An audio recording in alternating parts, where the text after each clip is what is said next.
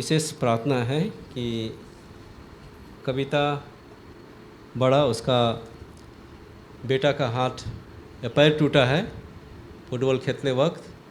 इस समय वो हॉस्पिटल में है, वो चिकित्सा के लिए ले गए हैं, तो उनके लिए प्रार्थना करेंगे। और साथ साथ अगर आपका किसी का प्रार्थना है, शबनम भी हॉस्पिटल में है, और कोई, और हमारे लिए भी प्रार्थना करिए, क्योंकि मैं भी पैर ठेसाने के कारण से एक पैर में नस टना गया है, जिससे मुझे चलने के लिए या खड़े होने के लिए कष्ट हो रही है। तो मैं चाहूँगा हमारे बीच में हमारे चर्च एल्डर हैं, सामने आएंगे, प्रार्थना करेंगे, और मंडली हम सब खड़े हो जाएंगे।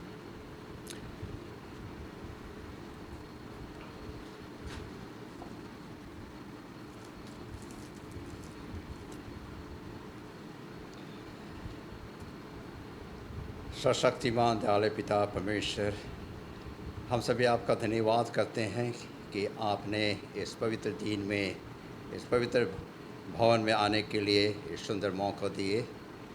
और इस वक्त खास करके प्रार्थना करते हैं कि भाई मोजेस बड़ा, जो कविता का जो लड़का जो फुटबॉल खेलते समय उसका बायां पैर टूट गया और भी अस्पताल में है, उनके साथ हो, और जो कि उनकी सेवा की चिकित्सा की जा रही है, उन पर तेरे आशीष हो, और उनके जहाँ तक जल्दी हो सके उनके चंगाईपन दीजिए।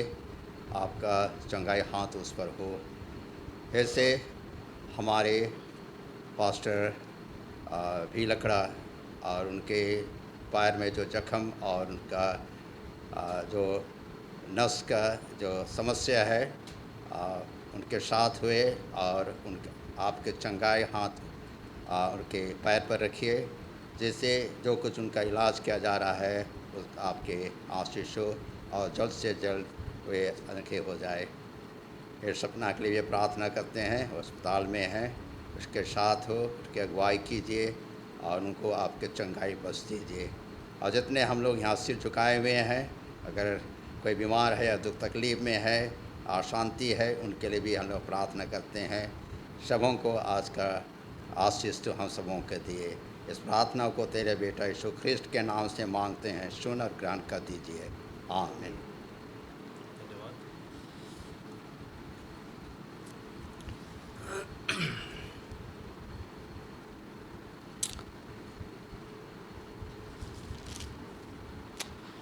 धन्यवाद देना चाहूँगा एल्डर साहब को प्रार्थना के लिए, और साथ में तमाम जितने यहाँ पर उपस्थित हैं, मैं सबको एक अभिषेक पादरी होने के नाते आप सबको मैं हार्दिक दिल से स्वागत और धन्यवाद जनाता हूँ। और साथ में हमारे बीच में ममता तिर्की हो सकती है, आपको भी हमारे कलीसिया में स्वागत है, और बहन तिर्की है, आपको भी स्वागत है, और जितने तमाम हैं, और मिस्टर अजय भी हो सकते हैं, आपको भी स्वागत है। तो आइए हम परमेश्वर को धन्यवाद दें, क्योंकि हमारा परमेश्वर महान परमेश्वर है और भला परमेश्वर है, जो हम सबके जीवन में हर क्षण हर समय वे हमारे जीवन में भलाई ही भलाई चाहते हैं। ऐसा परमेश्वर है जो हमें ढूंढता है, ढूंढ के लाता है ऐसा कोई भगवान जो अपने लोगों को ढूंढता है? ऐसा भगवान नहीं है, लेकिन ऐसा है जिसको हम सेवा करते हैं, वो क्या करता है? हमारे लिए लाओ, हमारे लिए लेके आओ, हमारे लिए चढ़ाओ। लेकिन हमारा परमेश्वर है, जीवित परमेश्वर है, जो हमें ढूंढता है और ढूंढ के लाता है। इसलिए हम लोग के लिए हमारे जो साबत स्कूल पाठ है, इसमें दिया है परमेश्वर का उद्देश्य हमारा उद्देश्य। लेकिन आज और इस समय जब हम चलते हैं और चल रहे हैं, तो हम हमारे उद्देश्य को परमेश्वर के उद्देश्य के साथ जोड़ते हैं। पहला उद्देश्य हमारा होना चाहिए, उसके बाद दूसरा उद्देश्य परमेश्वर का होना चाहिए। सटीक है? ठीक है ऐसा? ये कर्म ठीक है? नहीं है। परमेश्वर का उद्देश्य हमारा उद्देश्य होना चाहिए। यानी कि परमेश्वर का उद्देश्य, आप व्यक्तिगत तौर से बोलेंगे तो कैसे बोलेंगे? परमेश्वर का उद्देश्य मेरा उद्देश्य ऐसा होना चाहिए। तब हम परमेश्वर के साथ हम क्या है, चल सकेंगे। जो परमेश्वर आपको, हमको, जो हम खोए हुए हैं उनको ढूंढता है, और इसलिए ढूंढता है क्योंकि वे हमसे इतना नहीं लेकिन इतना ढेर सारा क्या करते हैं, प्रेम करते हैं। और प्रेम के खातिर परमेश्वर ने हम सबको ढूंढने के लिए इस संसार में आए हैं। और इसी तरह से आज मैं आप सबके लिए वचन रखा हूँ, जिसको हम पाते हैं भजन संहिता उसका 118 अध्याय। मैं पढ़ते पढ़ते सोच रहा था कि किस विषय में बोलूँ, कहाँ से बोलूँ, लेकिन मुझे जो आकर्षित किए भजन संहिता 118 आज इस कलीसिया के लिए मैं सिर्फ जो मेरा अभिषेक हुआ सिर्फ 2 सप्ताह ही हुआ है। कितना हो गया है? सिर्फ 2 सप्ताह हुआ। अभी मैं एक किसका समान हो? बच्चे के समान हो, जिससे हमें जो हमारे लिए जो जिम्मेदारी दी गई है वो जिम्मेदारी हमारे लिए ईश्वर की ओर से बहुत ही महत्वपूर्ण है। और इस जिम्मेदारी के तहत हमें जो है, इस पास्टर होने के नाते हमें उस कार्य को करना है जो परमेश्वर का योजना है। इस योजना में हमें साकार निकलना है।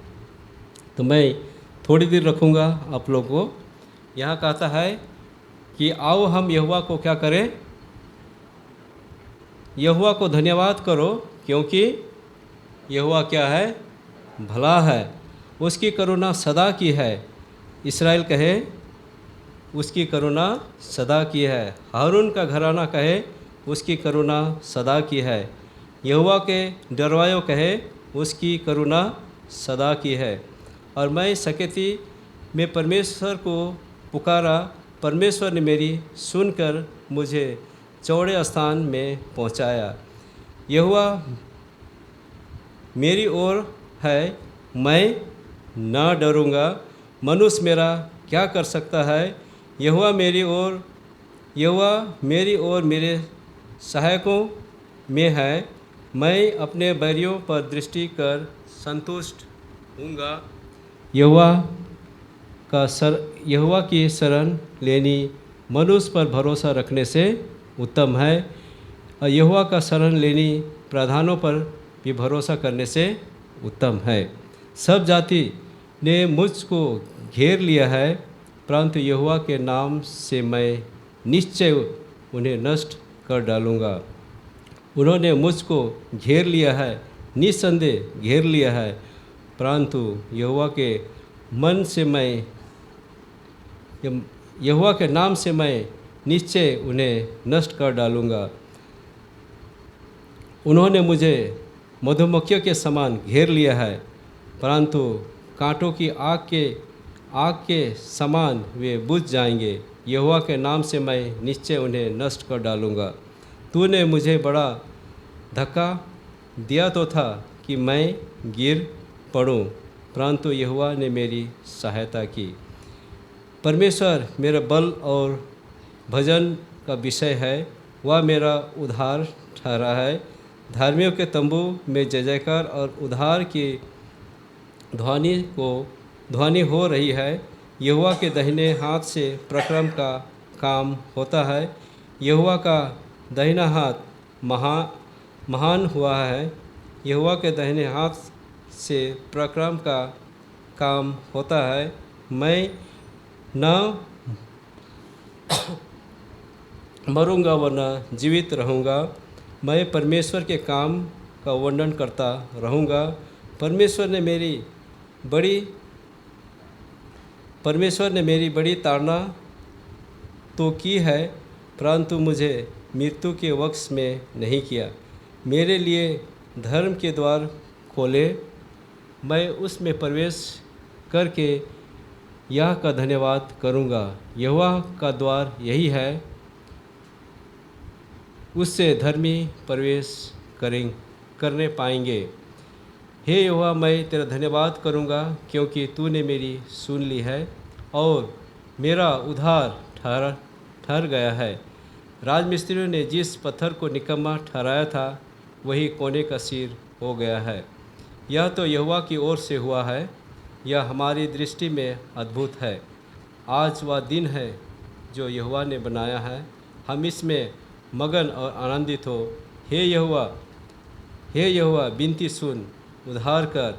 हे यहोवा विनती सुन और सफलता दे। धन्य है वह जो यहोवा के नाम से आता है। हमने तुमको यहोवा के घर में आशीर्वाद दिया है। यहोवा परमेश्वर है और उसने हमको प्रकाश दिया है और यज्ञ पशु को वेदी के सींगों से रस्सियों से बांधो। हे यहोवा, तू मेरा परमेश्वर है, मैं तेरा धन्यवाद करूँगा। तू मेरा परमेश्वर है, मैं तुझको सहारूँगा। यहोवा का धन्यवाद करो क्योंकि वह भला है, उसकी करुणा सदा बनी रहेगी। आमीन। यह वचन को आज मैं इसलिए रखा क्योंकि हमारा परमेश्वर भला परमेश्वर है, महान परमेश्वर है। हम पर अपना करुणा दृष्टि हमेशा क्या है, बनाए रखते हैं।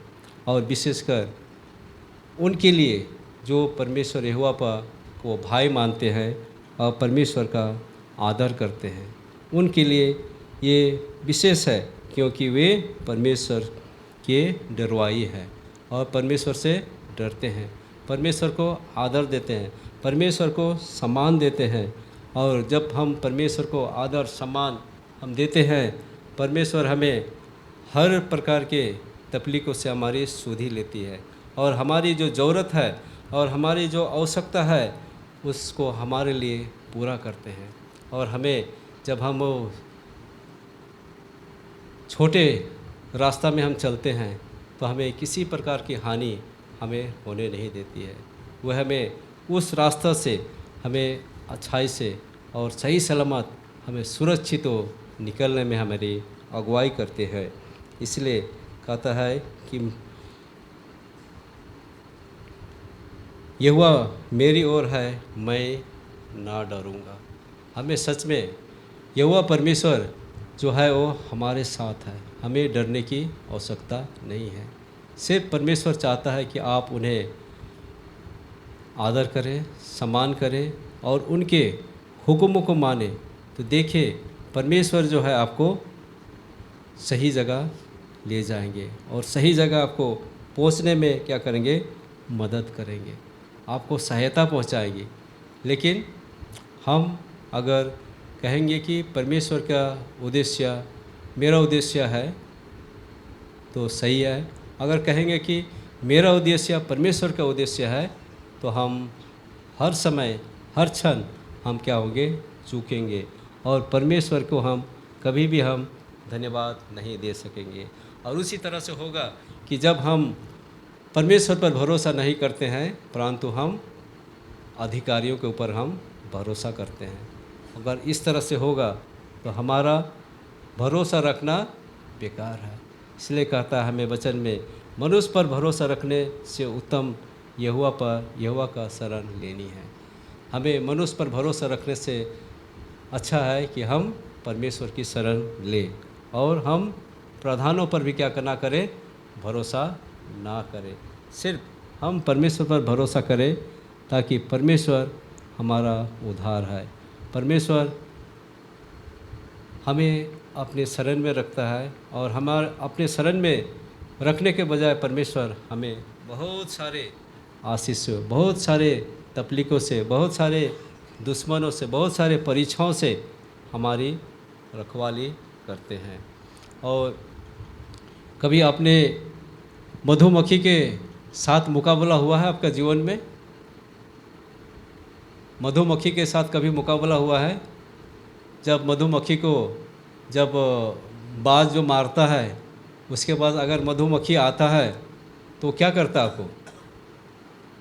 डंक मारने के लिए तैयार रहता है। जहाँ पाएगा वहीं आपको क्या कर देगा, डंक मार देगा। ऐसे हमारे जीवन में भी हुई थी। जब हम लोग शादी के लिए गए थे, अचानक बाज जो है उन पर हमला किया और सारा मधुमक्खी हम लोग के ऊपर में क्या हो रहा है, घूम रहा, मंडरा रहा है। अब हम लोग बचने के लिए जो भी था उससे ऐसे ऐसे कर रहे हैं, लेकिन वो डंक मारने के लिए तैयार है। तो ऐसे करते करते है ईश्वर की दया से जो है डंक नहीं लगा, लेकिन मधुमक्खी इतना ढेर सा आ गए थे। और साथ साथ उस समय उन्होंने उपाय किया कि मधुमक्खी से बचने के लिए, और उन्होंने साथ साथ पुआल था, पुआल का धुआं बना के उसको क्या कर दिए, भगा दिए और भाग गया। उसके बाद मन में चैन आया कि बोले हम लोग मधुमक्खी से क्या हो गए, बच गए। और जितने भी हम लोग वहाँ पर शादी में गए हुए थे, किसी को मधुमक्खी ने नहीं काटा। तो यही है परमेश्वर का उपाय। अगर काटते तो शादी के समय था, हम लोग क्या हो जाते, हो सकता है किसी को काटने के कारण से तुरंत बुखार भी चढ़ सकता था। हाँ, काटने के कारण से बुखार भी चढ़ सकता है, लेकिन परमेश्वर ने उससे क्या किया, सुरक्षित रखा। फिर दूसरी बार जब हम लोग यहाँ पर सफाई कर रहे थे, कहीं से ये बाज मारा और पूरा यहाँ पर मिसेस सिंह का जो आम पेड़ है, यहाँ पर पूरा छत क्या हो गया, मधुमक्खी भर गया। अब हम यहाँ से उठ नहीं सक रहे हैं, न ठीक से बैठ सक रहे हैं। जैसे परिस्थिति में है वैसे ही क्या करें, बैठ गए। उसके बाद थोड़ी देर के बाद मधुमक्खी जो है फिर से यहाँ से उड़ के चला गया। तो हो सकता था उस समय भी काटने से हमारा बुखार आ सकता था, तकलीफ हो सकती थी, लेकिन मधुमक्खी डंक नहीं मार, क्योंकि परमेश्वर यहोवा जो है हमारी सुधि लेता है, हमें सुरक्षित प्रदान करता है। इसलिए हमें चाहिए कि जब हम परमेश्वर के हैं, अब परमेश्वर के साथ जब हम चलने के लिए अपने आप को ठान लिए हैं, तो हम परमेश्वर के साथ हम चलें। और जब हम परमेश्वर के साथ चलते हैं, परमेश्वर में हमारे जीवन में एक खुशी, एक आनंद हम महसूस करते हैं। और जब हम खुशी, आनंद महसूस करते हैं, तो हमें परमेश्वर को धन्यवाद के साथ हमें उनका प्रशंसा हमें करने की ज़रूरत है। और इसी तरह से परमेश्वर जो है, परमेश्वर के साथ जो हम चलते हैं, परमेश्वर हमें हर छोटे हर बड़े चीज़ों में क्या करेंगे, सफलवन देंगे। और इस सफलवन का कारण सिर्फ परमेश्वर हो सकते हैं।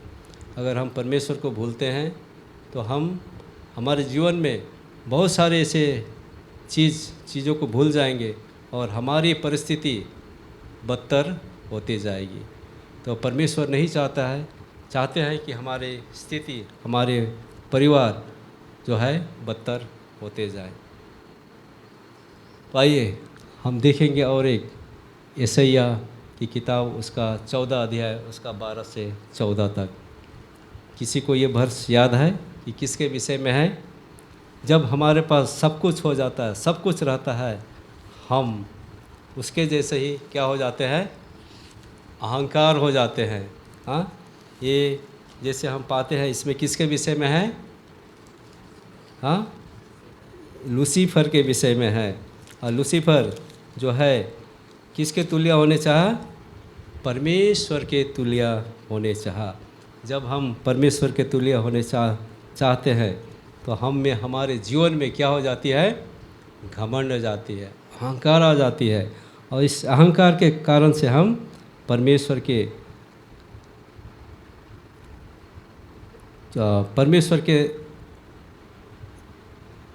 चेयर में हम विराजमान होने के लिए चाहते हैं। यहाँ इसी तरह से कहता है, हे भोर के चमकने वाले तारे, तू कैसा आकाश से गिर पड़ा है। तू तो जाति जाति को हरा देता था, तू अब कैसा कट कर भूमि पर गिराया गया है। तू मन में तो कहता था, मैं स्वर्ग पर चढ़ूँगा, मैं अपने सिंहासन को ईश्वर के तारागण से अधिक ऊंचा करूँगा और उत्तर दिशा की छोर तक सभा के पर्वत पर विराजूँगा। मैं मेघों से भी ऊंचे ऊंचे स्थानों से ऊपर चढ़ूँगा, मैं परम प्रधान के तुल्य हो जाऊँगा। जब ये हमारे जीवन में भी इस तरह का लूसीफर का जैसा अगर अहंकार हमारे जीवन में आ जाती है, हम भी क्या चाहेंगे? परमेश्वर के साथ, परमेश्वर के स्थान में विराजमान होना चाहेंगे। क्या ये हो सकता है? अगर हम परमेश्वर के जगह को हम लेने चाहते हैं, कतई नहीं कि हम परमेश्वर की जगह को कभी नहीं ले सकते हैं। लेकिन हमारे जीवन में हो जाता है, जिस तरह से मैं सावा स्कूल पाठ को मैं दोहराया कि हमारा योजना या को लेके अगर हम चलेंगे तो हम इस शैतान की तरह हम क्या हो जाएंगे? इस संगति से, इस चर्च से हम क्या हो जाएंगे? अलग हो जाएंगे। अगर हम परमेश्वर का उद्देश्य को लेके चलेंगे और परमेश्वर का उद्देश्य मेरा उद्देश्य है, तो हम सफलवान होंगे और परमेश्वर हमें जो है अपनी निगरानी में रखेंगे और हमें अगुवाई करेंगे। और इसी तरह से मैं पढ़ना चाहता हूँ कुलिस्सियों की किताब, उसका 2 अध्याय, उसका 6 से 8 नया नियम में है। कुलिस्सियों की किताब 2 अध्याय, उसका 6 से 8। किसी को मिल गया कृपया पढ़ देंगे।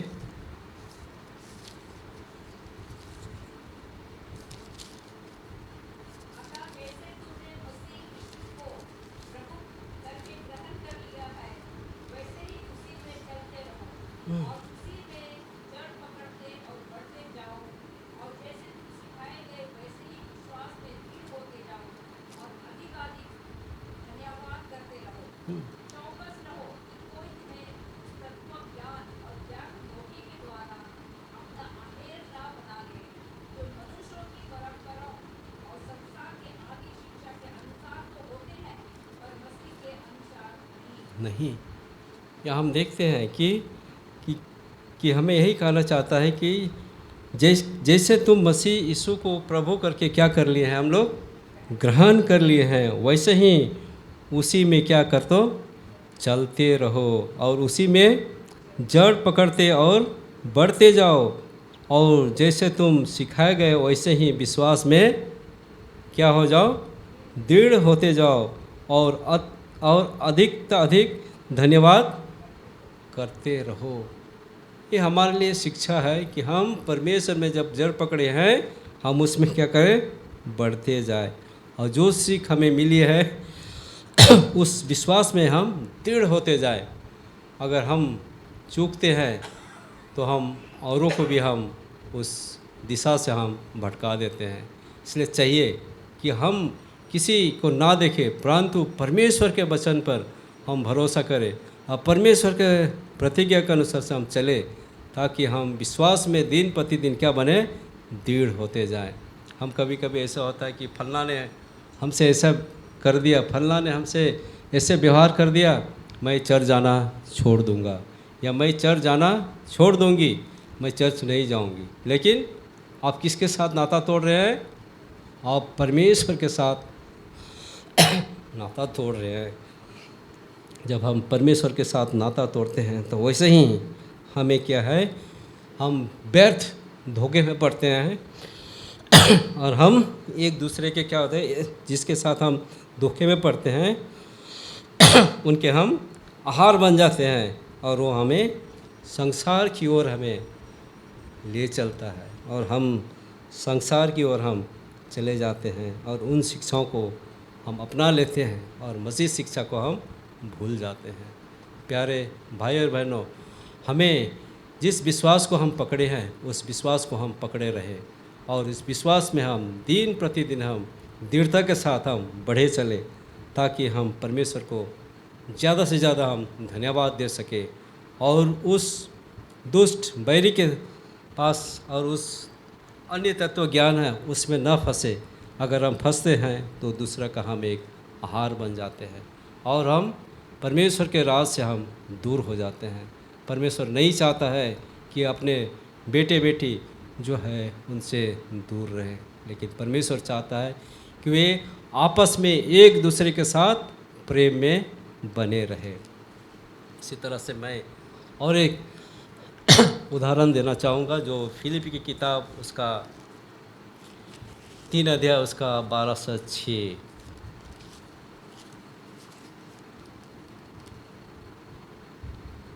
हमारे लिए बहुत सुंदर ये वचन है, जिससे परमेश्वर हमें उसको पकड़ने के लिए कहता है, और हम जिस उद्देश्य के तहत हम चल रहे हैं उस उद्देश्य या उस लक्ष्य की ओर हम आगे बढ़े। और इससे पहले कि मैं इस पदस्थल को पढ़ूं, माफ़ कीजिएगा,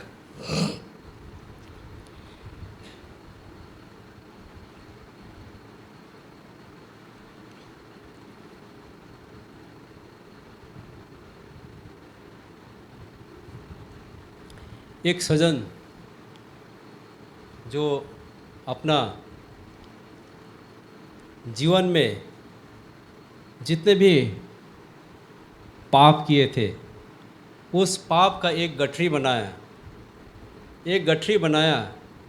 और उस गठरी बनाने के बाद वो गठरी को जिस तरह से पहले के ज़माने में बोलते थे ना, डंडा में रख के पीछे तरफ से क्या करते थे, वो ढो करके चलते थे। अब वो व्यक्ति जो है अपना पाप का गठरी लेके ढो के चल रहा है, और जैसे जैसे वो चलने शुरू किया वैसे वैसे उसका गठरी से एक एक सामान क्या हो गया, गिरने लगा, पीछे तरफ गिरने लगा। और एक व्यक्ति उसको दूर से नज़र कर रहा है कि अरे इस व्यक्ति ने अपना गठरी में जो सामान बांधा है उस गठरी में पीछे तरफ रखा है, और उसका सामान तो गिरते जा रहा है। लेकिन उस व्यक्ति ने चाहा कि शायद इस आदमी को मालूम नहीं है कि उसका सामान क्या हो रहा है, गिर रहा है।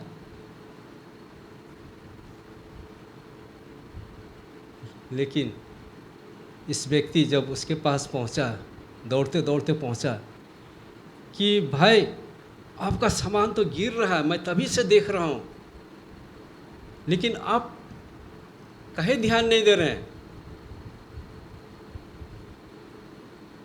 आज हमारे लिए भी है ऐसे, अगर हम सामान ढोएंगे, अगर एक गिर जाएगा तो कैसे लगेगा, हमारा जो बोझ है कैसे लगेगा, हल्का लगेगा, महसूस होगा, ज़रूर महसूस होगा।